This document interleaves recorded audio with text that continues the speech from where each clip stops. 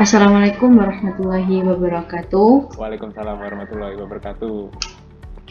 Kami dari kelompok 21, kelas pemrograman F akan mempresentasikan tentang proyek akhir kami yang berjudul Sistem Informasi COVID-19 untuk Strategi Penanganan Pandemi melalui Informasi Real Time.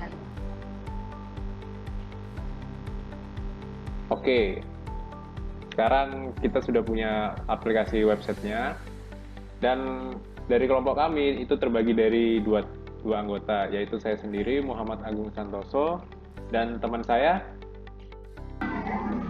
Meli Atia Arifiana. Setelah itu kami membuat suatu website yang bertujuan untuk menanggulangi COVID-19. Tentunya dalam website ini itu memberikan sebuah informasi yang diberikan kepada masyarakat. Nah, untuk mempersingkat waktu, mari kita langsung saja ke websitenya. Dan dari website ini terbagi dua bagian, yaitu front end dan back end. Untuk front end nanti bakal dijelaskan oleh teman saya Melia Tia, dan untuk back end nanti akan bersama saya. Oke, waktu dan tempat saya persilakan. Ayo Mel. Ya, untuk front end-nya sendiri, dilihat dari lamannya ada level user. Level user itu membedakan antara admin dan GWS. Nah, perbedaan di antara admin dan GWS ini apa? Kalau admin dia bisa merubah dan bisa mengakses keseluruhan dari website ini. Tapi kalau GWS dia hanya bisa melihat informasi yang telah di-upload oleh admin. Dan GWS ini hanya ada one page. Jadi kalau misalnya kita ingin melihat informasi, kita harus scroll ke bawah. Tapi kalau misal kita scroll ke bawah, kita nggak usah khawatir. Itu ada navbarnya akan mengikuti scroll up-nya kita, scroll ke bawahnya kita. Jadi kalau misalnya kita mau melihat beranda, kita langsung bisa ngeklik beranda ataupun tentang gejala, mencegah dan lain sebagainya.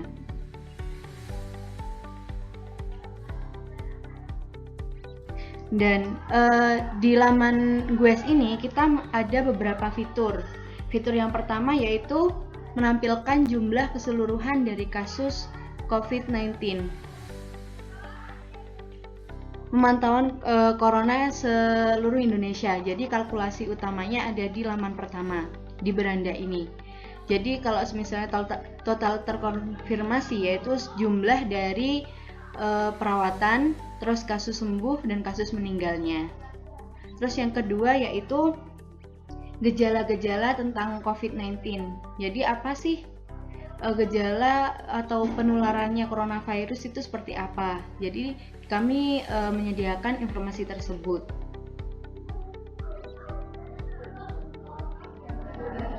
Ke bawah.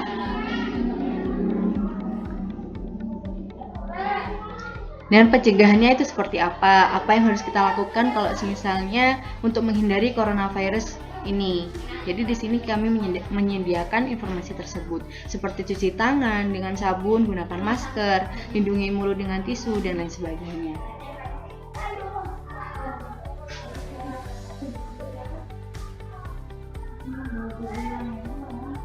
Untuk bagian tanya jawab ini kita GWS akan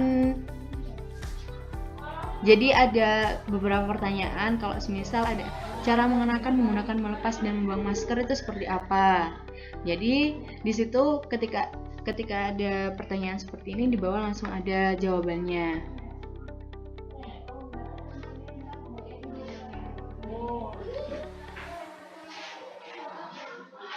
Yang terakhir yaitu berita seputar COVID-19. Jadi di sini ada beberapa berita yang dipost oleh admin untuk memberitahukan bahwa berita terkini yang diperoleh dari beberapa sumber untuk diberitahukan kepada user website kami, seperti itu. Jadi kontak gitu.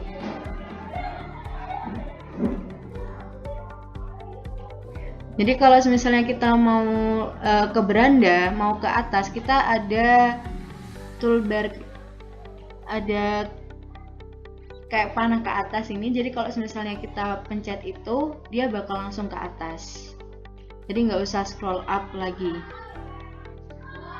Dan selanjutnya yaitu level user admin, dimana admin sendiri memiliki banyak fitur. Kalau misalnya kita mau masuk ke dalam laman admin, kita harus memasukkan username dan password. Jadi kalau misalnya username tidak diisi, terus kita langsung login, itu bakal ada pemberitahuan, yaitu please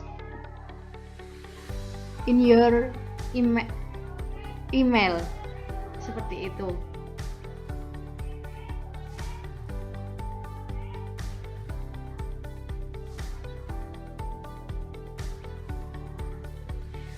Dan juga kalau misalnya kita memasukkan username dan password yang tidak terdaftar oleh admin, maka di situ juga ada pemberitahuan maaf username dan password salah. Jadi kalau misalnya kita mau masuk level admin dan tidak terdaftar dan tidak dimasukkan datanya oleh admin, maka kita tidak bisa masuk level admin ini.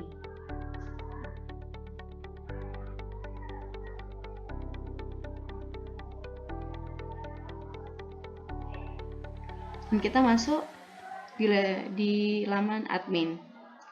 Jadi kalau misalnya kita sudah masuk ke lamannya admin, di sini bakal ada kayak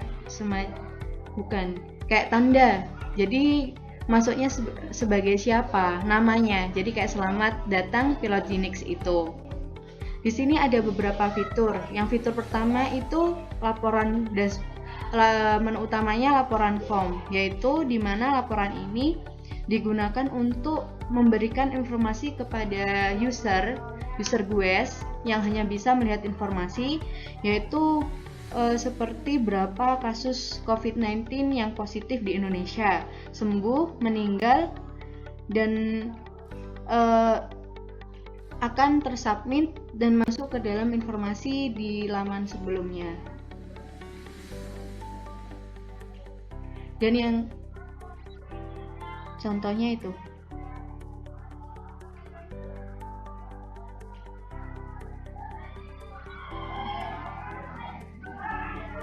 Dan ada tanggalnya karena kita menyediakan informasi secara real time. Artinya setiap waktu kita harus update dengan informasi yang ada.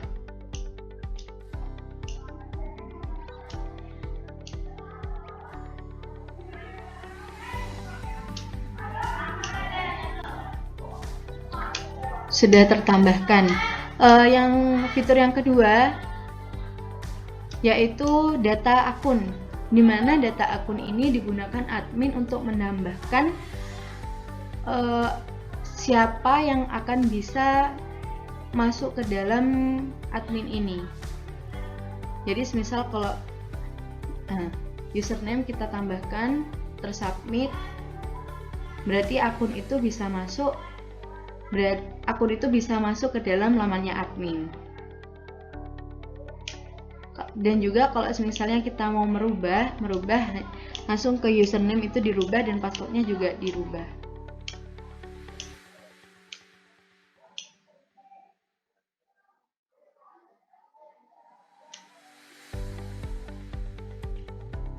Lalu yang ketiga adalah data berita.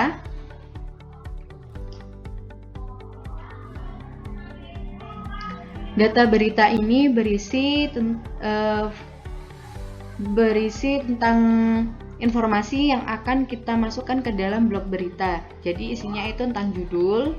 Kalau misalnya kita mau bikin berita, kita masukin judulnya apa, terus habis itu tanggalnya berapa, terus sinopsis, kayak informasi sedikit lah tentang deskripsinya seperti apa.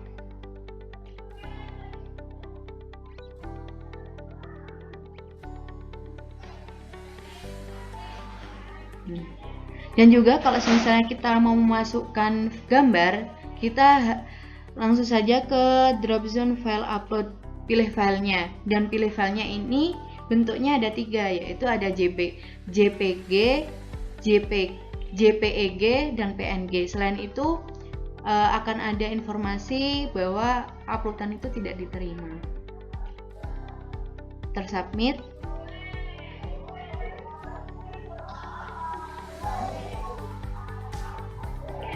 Dan file yang kita masukkan itu akan langsung berada di laman GUES atau level GUES.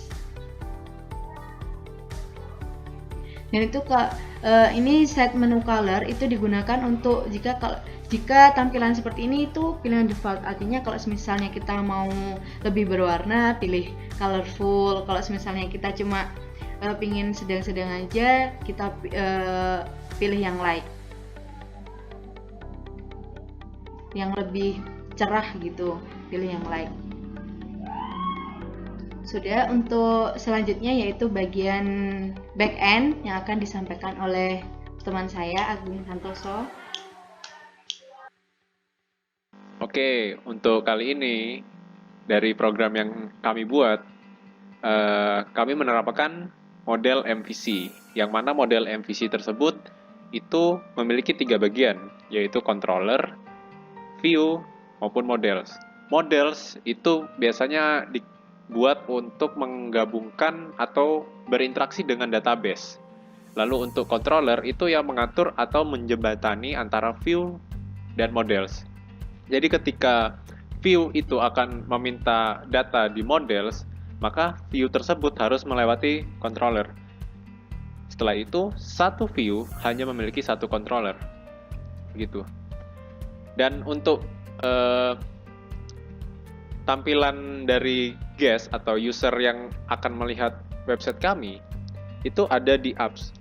Oh ya, sebelumnya kami ada dua bagian package, yaitu apps dan public. Apps sendiri itu digunakan untuk menaruh file-file yang sangat penting, yang kayak seperti controller, core, models, dan view.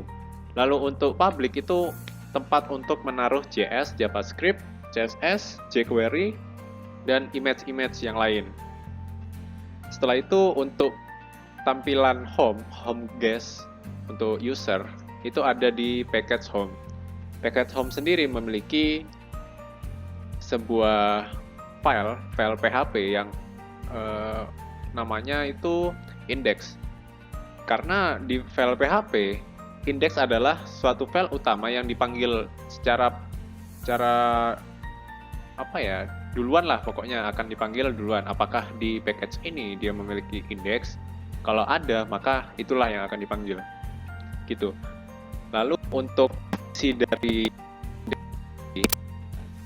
saya hanya menaruh seperti kayak body. Sebenarnya sih ada sih yang sebagian saya tempatkan di JS dan ada sebagian yang saya tempatkan langsung ke codingannya. Seperti contohnya kita punya theme footer. Theme footer ini isi dari beberapa jQuery. Nah, ini ketika dibutuhkan maka saya akan panggil. Lalu saya juga punya header. Header ini seperti kepala yang dari HTML tersebut. Jadi ketika semua HTML itu memiliki seperti header, terus CSS biasanya ditaruh di header gitu. Lalu di sini saya hanya memiliki beberapa tampilan, yaitu tampilan admin serta tampilan login, tampilan user. Sebenarnya ada 3 saja yang utama di website kami kali ini. Akan tetapi yang memakan banyak tampilan jelas itu adalah tampilan admin, karena kami membutuhkan atau merancang admin ini agar dapat fleksibilitasnya itu tinggi, dapat ruang yang banyak. Nah, lalu untuk tampilan user, kita membuat satu tampilan saja, tetapi satu tampilan itu kami buat minimalis dan kami buat serapi mungkin hanya dalam satu package. Kenapa? Karena menurut kami minimalis dan rapi, dan informasi yang didapat itu lebih bagus. Ketika sedikit bagus, kalau misalnya banyak tapi bingung atau gimana, informasinya itu gak jelas, nah itu kami meminimalisir hal seperti itu. Nah, lalu kami juga memiliki HT access. HT access ini ketika nanti di browser kita mempunyai sebuah URL begitu, URL admin, URL dari user sendiri, guest. Ketika guest memiliki informasi tentang URL, ketika kita sudah masuk ke dalam publik, kita nggak bakal bisa masuk ke dalam admin tanpa harus melewati login. Biasanya orang-orang kayak hacker gitu-gitu dia bakal tahu sih gimana sih celah-celahnya gitu. Paling nggak kita meminimalisir dari segi keamanan. Lalu yang kedua, kelompok kami itu memiliki configuration ini, maksudnya sebuah data yang dimana semuanya itu yang selalu dilakukan berulang kali. Misalnya kayak gini nih, kita punya host localhost. Nah, terus UDB, root, PDB, ini tidak ada isinya. Karena untuk di exam atau di MySQL, kita memerlukan yang namanya host. Hostnya yaitu localhost, dan username-nya itu root, dan PDB itu kosong isinya. Nah, lalu namedb ini maksudnya nama database. Nama database sendiri yang kita buat di MySQL kita. Beda halnya dengan mom itu. Kalau mom itu biasanya passwordnya root juga begitu. Nah, lalu apa sih database? Apa sih base URL itu? Base URL itu alamat dari lokasi yang kita tuju gitu, yang lokal dari examnya kita itu di mana sih? Nah, kebetulan dari lokalnya kami itu ada di localhost dan folder PJCT lalu belajar public gitu. Nah, lalu kita juga punya namanya controller. Nah, controller ini yang saya jelaskan. Satu controller itu hanya memiliki satu view. Nah, ketika saya ingin membuka controller admin, maka controller admin ini akan berhubungan dengan view-nya admin, index admin gitu. Nah, lalu kenapa ada namanya controller lagi di dalam folder core? Controller yang di folder core ini merupakan suatu controller utama yang misalnya kita akan memanggil fungsi view, fungsi models gitu-gitu. Jadi kan fungsi ini itu akan dipanggil terus-menerus ketika akan mengirimkan data, ketika akan mengambil data di model begitu. Lalu untuk app sendiri ini saya gunakan untuk routing dan untuk menggunakan default. Seperti ketika kita membuka suatu folder atau website, maka akan masuk ke dalam folder index. Nah, kebetulan untuk kasus ini, folder index saya yang ditujukan untuk guest itu ada di home, folder home, dan lalu metodenya adalah index gitu. Dan sisanya yang di sini ini adalah parse URL, itu untuk parsing URL-nya supaya dia rapi terus masuk ke dalam array gitu. Terus DB sendiri jelas kalau untuk DB sendiri ini untuk menyambungkan antara program kami dengan database. Nah, lalu untuk sisanya itu adalah models. Models ini seperti kayak penghubung program kami dengan database, tapi melewati beberapa function gitu. Nah, lalu di sini untuk akun sendiri ada namanya fungsi login. Fungsi login ini digunakan untuk tadi ketika kita masuk sebagai admin, itu akan mengeluarkan suatu fitur. Dia akan mengeluarkan suatu fitur yang namanya seperti text field begitu. Nah, lalu ketika kita mengisi, kenapa harus di sini ada namanya MySQL real escape string? Itu karena saya baca itu untuk menghindari namanya SQL injection. Dan ketika SQL injection itu dimasukkan ke dalam program kami, website kami, SQL injection itu akan terbaca sebagai string. Semua SQL injection itu akan membaca sebagai string. Nah, lalu ketika salah, dia bakal statusnya menjadi false. Dia akan mengeluarkan suatu alert yang tadi itu yang maaf, username dan password Anda salah. Dan sisanya ketika dia masukkan itu kosong, dia bakal memberitahu bahwa username dan password itu kosong. Sebenarnya untuk fitur itu saya masukkan ke dalam jQuery, JS saya juga gitu. Nah, lalu untuk tambah akun, ini untuk tadi yang untuk menambah, lalu akan dikirimkan ke controller buat akun ini. Nah, misalnya ini kita buat akun, lalu dikontrol di mana ya tadi? Dibuat akun sendiri dan akun nih. Ketika saya ada fungsi akun tambah, maka di sini akan memanggil akun tambah. Nah, lalu ini akan dikirimkan ke dalam view lewat ini. Nah, setelah itu banyak sekali juga fungsi-fungsi sebagai ubah akun, hapus akun. Terus ini akun me. Akun me ini untuk mengelut data yang mau kita ubah. Misalnya kita masuk sebagai user admin, lalu username-nya Pilotgenix. Nah, Pilotgenix itu yang akan kita rubah. Kita tidak bakal merubah akun yang lain. Nah, ini untuk menampilkan mengelut tabel gitu. Nah, lalu hampir semua sama saja. Hanya cuma memanggil fungsi dan memanggil ini gitu. Nah, tapi ada yang sedikit berbeda dari berita. Nah, di berita sendiri kita memiliki fungsi yang mana untuk mengupload gambar. Kita ke bawah sebentar. Nah, sebenarnya untuk mengupload suatu string atau suatu masukan, inputan itu sebenarnya sama saja. Tapi ketika dia akan mengupload sebuah gambar, itu tetap harus kita cek lagi. Nah, kita menggunakan namanya $_files. Nah, lalu itu untuk membaca bahwa ini adalah file, di encrypt-nya itu adalah file. Nah, ketika itu sudah dimasukkan, maka ketika si errornya ini sama dengan 4, maka dia akan memunculkan echo hello. Sebenarnya sih alertnya dimunculkan ketika itu salah saja. Nah, lalu dia akan nge-false. Nge-false itu bakal ke blank layout gitu.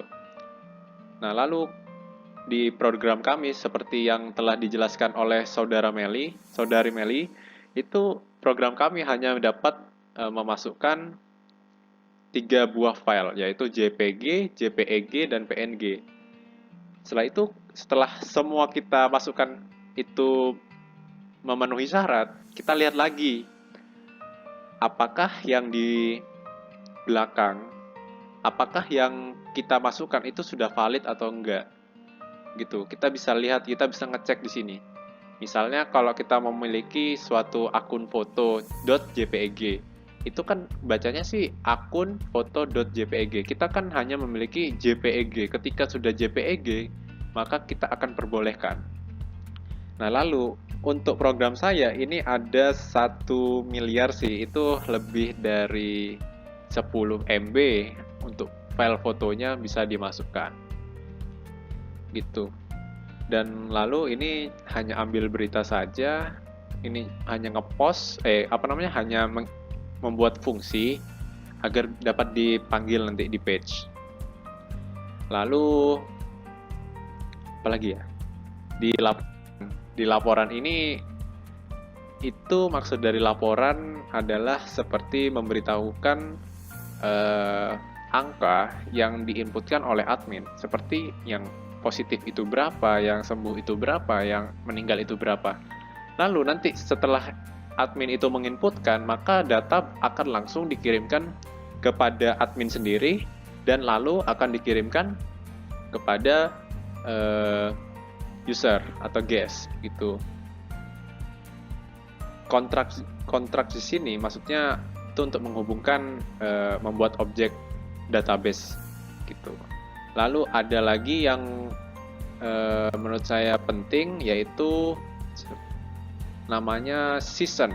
Season sendiri itu agar memungkinkan kita dapat memanggil, memungkinkan kita agar memanggil suatu variabel yang ada yang dimana ada pada halaman lain.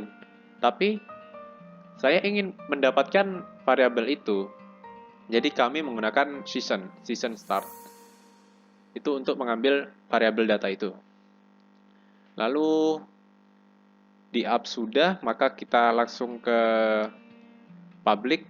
Nah, public sendiri kita memiliki banyak sekali aset, yaitu aset admin, aset Stisla, aset untuk user sendiri. Itu kita bedakan.